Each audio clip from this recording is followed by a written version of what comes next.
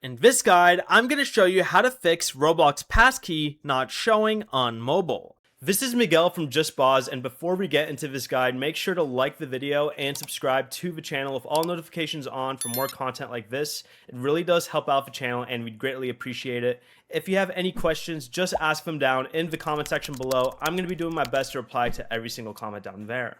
First, make sure you're checking the correct location. To do this, open Roblox, tap the three line menu in the top left corner, then go to Settings, then Account Info, and then look under Login Methods. The Add Passkey option should appear there. If it's missing, what you'll want to do is open the App Store, go ahead and search for Roblox, and tap Update if there is one available.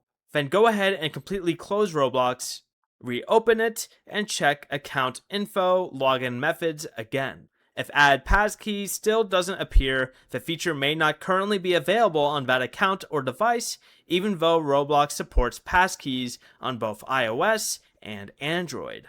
Before you leave, remember to like the video and subscribe to the channel with all notifications on for more content like this. It really does help out the channel and we'd greatly appreciate it. And if you did have any questions, just ask them down in the comment section below. I'm going to be doing my best to reply to every single comment down there. Peace.